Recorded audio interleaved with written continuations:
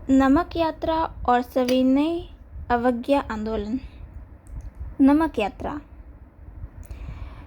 बेटा जी, आज हम नमक यात्रा और सविनय अवज्ञा आंदोलन के बारे में पढ़ेंगे कि नमक यात्रा स्टार्ट कहाँ से हुई, क्यों करनी पड़ी, इन सब के बारे में विस्तार पूर्वक समझे कि सविनय अवज्ञा आंदोलन है क्या, नमक यात्रा है क्या।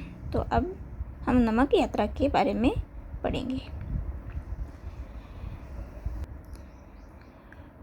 तो बेटा, जो हमारा देश है वो बढ़ चुका था। अब उसको ना एकजुट करने के लिए गांधी जी ने नमक एक शक्तिशाली प्रतीक दिखाई दिया। यानी कि बेटा जी, देश को एकजुट करने के लिए महात्मा गांधी को नमक एक शक्तिशाली प्रतीक दिखाई दिया। 31 जनवरी 1930 को इन्होंने वायसराय इरविन को एक खत लिखा जिसमें उनकी 11 मांगें थी। कब? 31 जनवरी 1930 को वायसराय इरविन को क्या खत लिखते हैं, उसमें से उन्होंने 11 मांगें रखी थी। यानी उसमें 11 मांगें इसलिए सभी प्रकार की मांगें थी, जो किसान के लिए, उपभोक्ता के लिए संबंधित सभी प्रकार की उन्होंने मांगी रखी थी। यानी उनका मानना था कि लोग ज़्यादा से ज़्यादा एकजुट हो। तो उसमें मांगे क्या थी? इनमें से कुछ सामान्य मांगे थी, जबकि कुछ मांगे उद्योगपतियों से लेकर किसानों तक विभिन्न तबकों से जुड़ी हुई थी। गांधी जी इन मांगों के जरिए समाज में सभी वर्गों को अपने साथ जोड़ना चाहते थे, ताकि सभी उनके अभियान में शामिल हो सके। क्यों जोड़ना चाहते थे? कि उनका आंदोलन क्या था? सविनय अवज्ञा आंदोलन था। और नमक के उनको एक शक्तिशाली प्रतीक माना। और उन्होंने 31 जनवरी 1930 को वायसराय इरविन को क्या लिखा है? खत लिखते हैं। और खत में कितनी शर्तें रखते हैं? 11 शर्तें रखते हैं। वो उसमें उद्योगपति से लेकर कि जो छोटे छोटे किसान हैं उन सभी की जो समस्या थी सभी जुड़ी हुई थी। और गांधी जी इन मांगों के जरिए समाज में सभी वर्गों को एकजुट करना चाहते थे, ताकि सभी उनके अभियान में क्या हो सके? शामिल हो सके। तो उन 12 मांगों में से सबसे प्रमुख बातें क्या थी? सबसे प्रमुख जो मांग थी ना, वो सबसे पहले एक नमक पर उन्होंने कर लगाया था, तो उसको ख़त्म करने की थी। इनमें सबसे महत्वपूर्ण मांग क्या थी? नमक कर को ख़त्म करने के बारे में थी।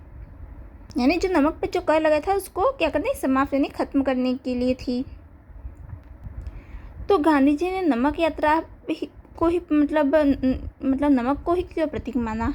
क्योंकि नमक जो एक है ना, एक ऐसी चीज़ है ना, उसमें अमीर है या गरीब है सभी प्रकार की यूज़ करते हैं। यानी नमक का अमीर या गरीब सभी इस्तेमाल करते थे। यह भोजन का एक अभिन्न हिस्सा था। यानी यह भोजन में इस्तेमाल होती थी, अमीर हो या गरीब हो, दोनों प्रकार के जो व्यक्ति सामान्य हो या मिडिल क्लास हो, अमीर हो, रिच हो या गरीब, सभी प्रकार के जो व्यक्ति है ना, भोजन बनाने के लिए नमक का यूज़ करते हैं।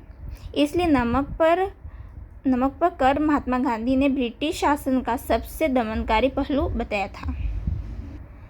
तो महात्मा गांधी का यह पत्र एक अल्टीमेटली चेतावनी की तरह था। उन्होंने लिखा था कि अगर 11 मार्च तक उनकी मांगें नहीं मानी गई तो कांग्रेस सविनय अवज्ञा आंदोलन छेड़ देंगे। और जो इरविन भाई साहब थे वो क्या झुकने के लिए तैयार नहीं थे। फलस्वरूप महात्मा गांधी ने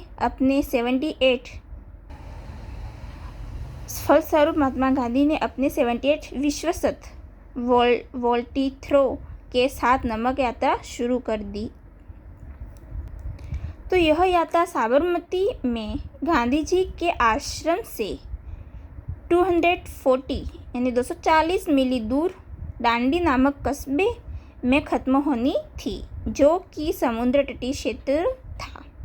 गांधी जी की टोली ने 24 दिन तक हर रोज़ लगभग 10 मील का सफ़र तय किया। गांधी जी जहाँ भी रुकते हज़ारों लोग उन्हें सुनने आते।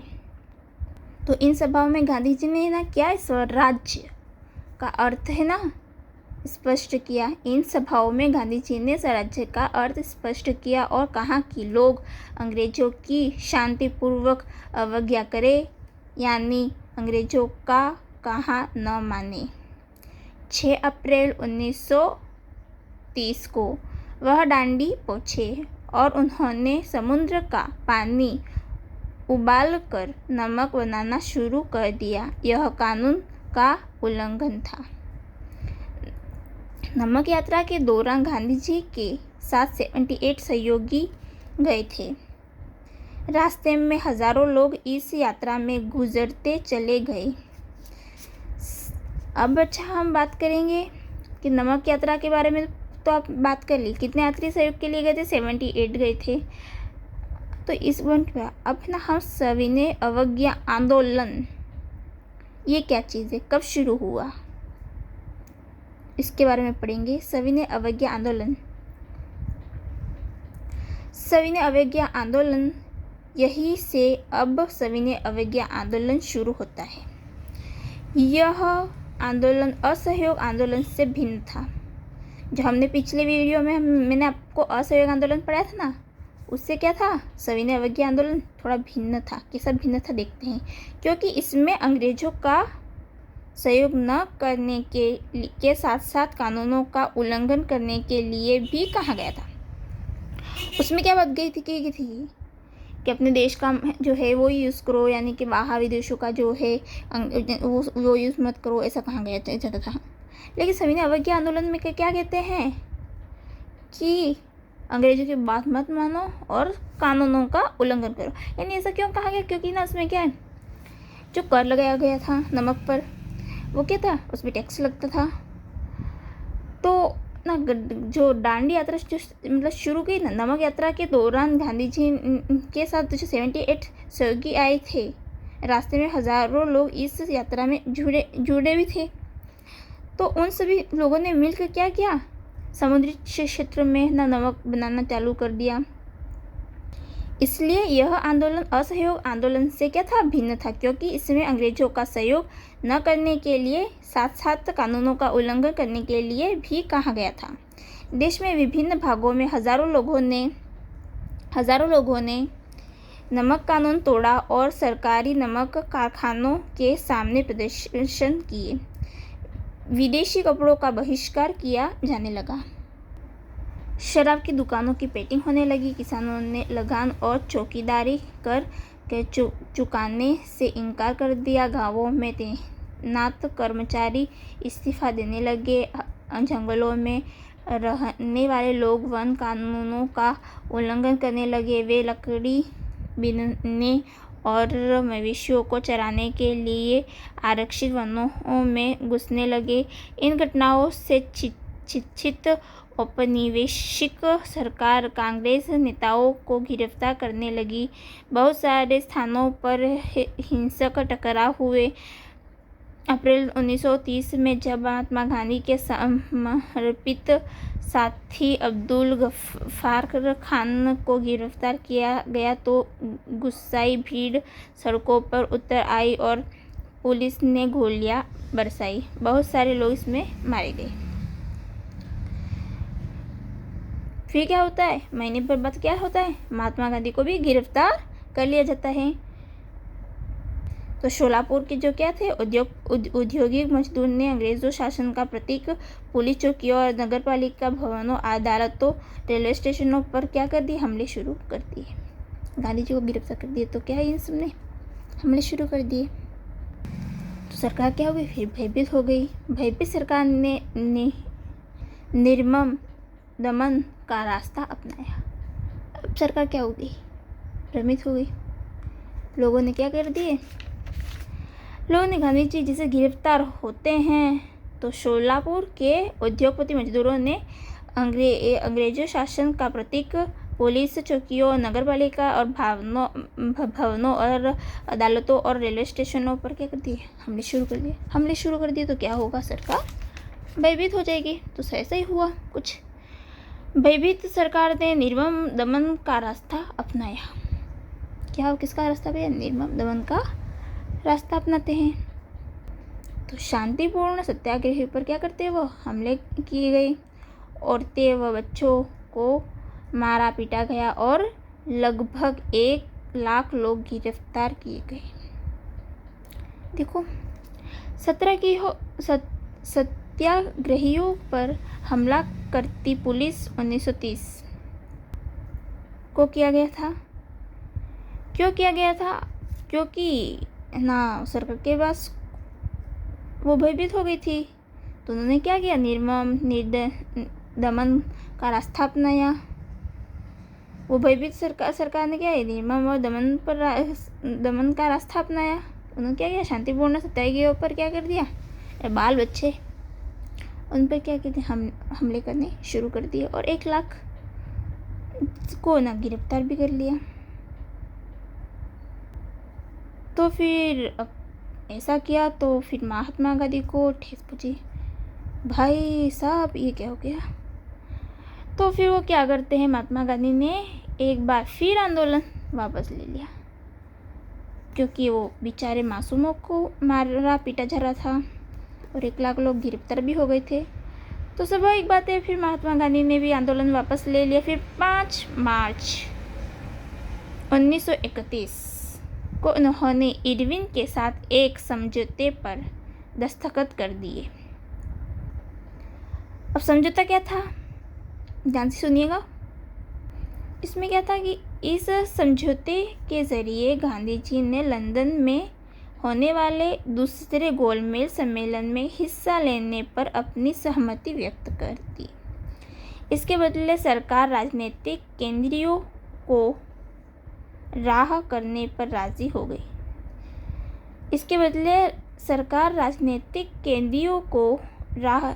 रिहा करने के लिए क्या हो गई? राजी हो गई। दिसंबर 1931 में सम्मेलन के लिए गांधी जी लंदन गए। यह वार्ता बीच में ही टूट गई और गांधी जी क्या हो गए? निराश होकर वापस लौट आए थे। तो क्या हुआ? इसमें क्या है? दिसंबर 1931 में सम्मेलन के लिए गांधी जी लंदन गए। यह वार्ता बीच में ही टूट गई और उन्हें निराश वापस लौटना पड़ा। यहाँ आकर उन्होंने पाया कि सरकार ने नए सिरे से दमन शुरू कर दिया है। तो वापस आए तो क्या उन्होंने क्या पाया? सरकार ने कुछ नए सिरे से दमन शुरू कर दिया है। फिर क्या होता आगे? गफ्फार खान और जवाहरलाल नेहरू दोनों जेल में थे। तब क्या हुआ कि गफ्फार खान और जवाहरलाल नेहरू दोनों क्या थे? जेल में थे। कांग्रेस को गैर कानूनी घोषित कर दिया गया था। सभा और प्रदर्शनों को और बहिष्कार जैसी गतिविधियों को रोकने के लिए सख्त कदम उठाए जा रहे थे। भारी आशंकाओं के बीच महात्मा गांधी ने सविनय अवज्ञा आंदोलन दोबारा शुरू कर दिया। साल भर तक आंदोलन चला, लेकिन 1936 तक आते आते उसकी गति क्या पड़ गई? मंद पड़ गई थी। सविनय अवज्ञा आंदोलन को लोगों ने कैसे लिया?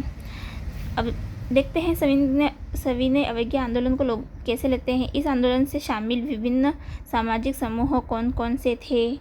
उन्होंने आंदोलन में हिस्सा क्यों लिया? उनके आदर्श क्या थे? उनके लिए के स्वराज्य के क्या मायने थे? इन सभी के बारे में चर्चा करेंगे।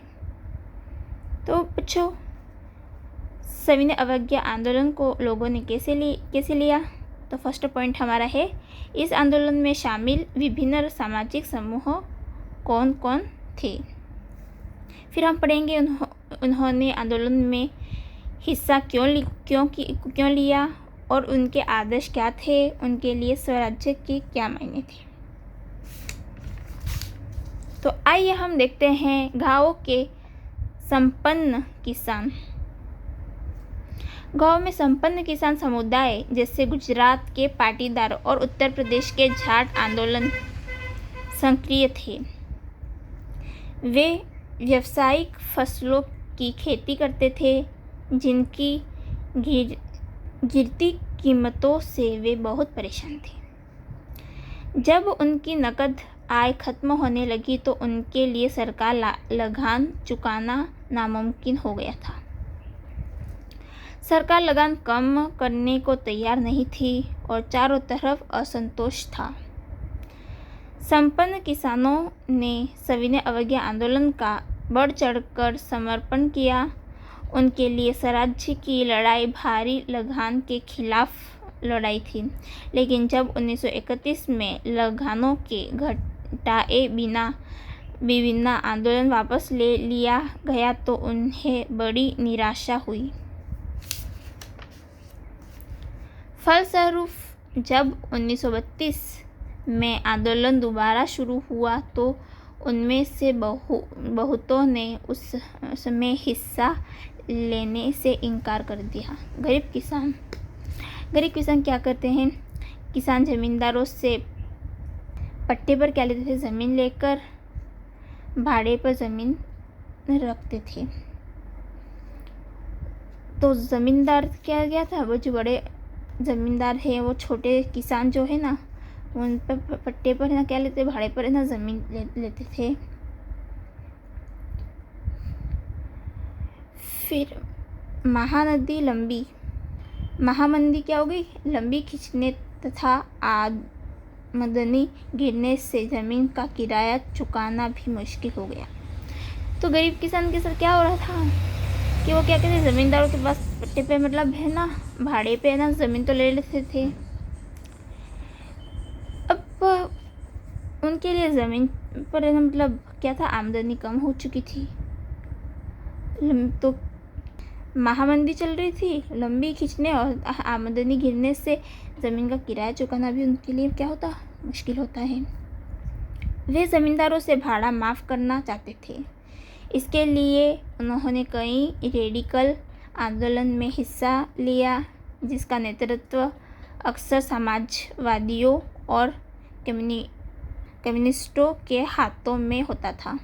लेकिन अमीर किसानों और जमींदारों की नाराज़गी के भय से कांग्रेस भाड़ा विरोधी आंदोलनों को समर्थन देने से हिचकिचाती थी। इसी कारण गरीब किसान और कांग्रेस के बीच संबंध अनिश्चित बने रहे। व्यवसायी वर्ग। प्रथम विश्व युद्ध के दौरान भारतीय उद्योगपतियों ने भारी मुनाफा कमाया था, इसलिए वे ताकतवर हो चुके थे। लेकिन कई औपनिवेशिक नीतियों के कारण उनके व्यवसाय में रुकावट आती थी। वे रुपया स्टीग अनुपात में बदलाव चाहते थे, जिससे विदेशी वस्तु का आयात कम हो। अपने व्यावसायिक हितों की रक्षा के लिए उन्होंने भारतीय औद्योगिक एवं व्यावसायिक कांग्रेस 1920 और भारतीय वाणिज्य और उद्योग परिसंघ 1927 का गठन किया। क्या किया? वे अपने व्यावसायिक हितों की क्या करते रहे, रक्षा करने के लिए उन्होंने क्या क्या कदम उठाए कि भारतीय औद्योगिक एवं व्यावसायिक कांग्रेस 1920 में और भारतीय वाणिज्य एवं औद्योगिक परिसंघ 1927 का गठन किया।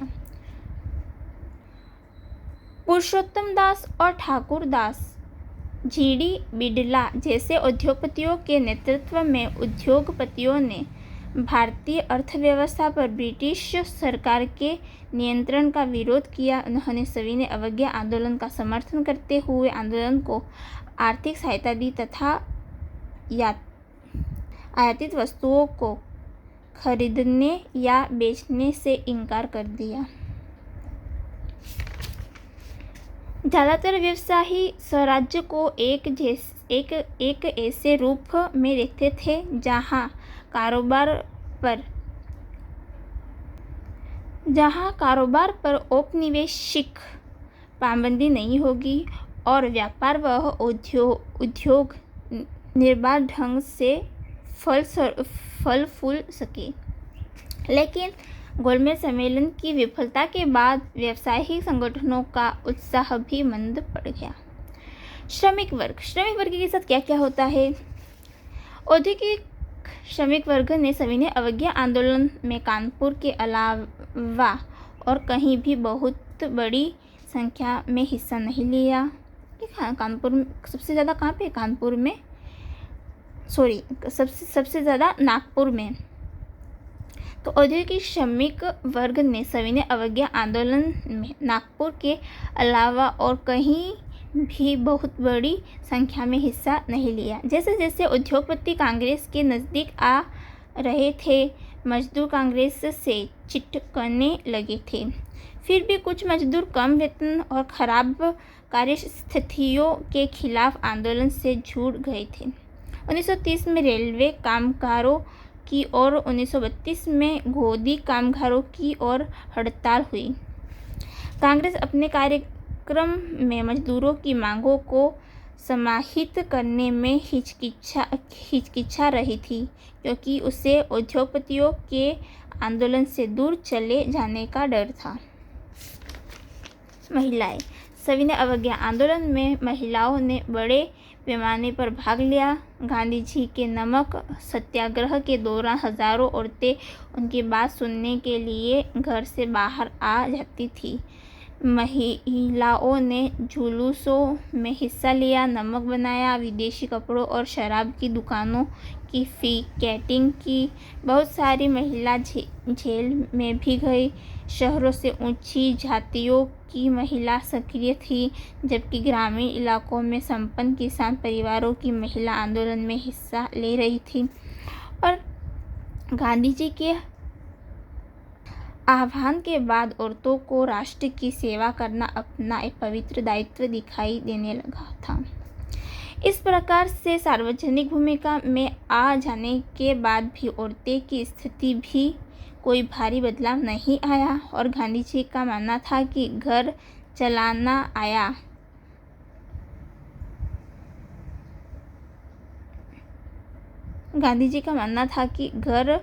चलाना चोखा संभालना, अच्छी माँ व अच्छी पत्नी की भूमिका ही औरतों का असली कर्तव्य है। इसलिए लंबे समय तक कांग्रेस संगठन में किसी भी महत्वपूर्ण पद पर औरतों को जगह देने से हिचकिचाती रही और कांग्रेस को उनकी प्रतीकात्मक उपस्थिति में ही दिलचस्पी थी। यानी आप आ जाओ, ठीक है, बस, यानी प्रतीकात्मक उपस्थिति में थी। उनको ऐसे कुछ काम दिया नहीं चलता था, बस इक्की दुक्की महिलाएं आ गई। पर उसमें आज जब आंदोलन चला तो राष्ट्र जुलूस में औरतें भी शामिल थी। जब राष्ट्र जुलूस हुआ तब क्या हुआ कि औरतें भी शामिल थी। राष्ट्रीय आंदोलन के दौरान महिलाओं की सहभागिता थी।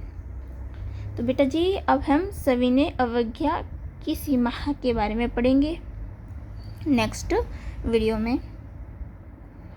तो आपको मेरा लेक्चर समझ में आया तो लाइक करें, सब्सक्राइब करें, शेयर करें एंड कमेंट करें। Thank you very much.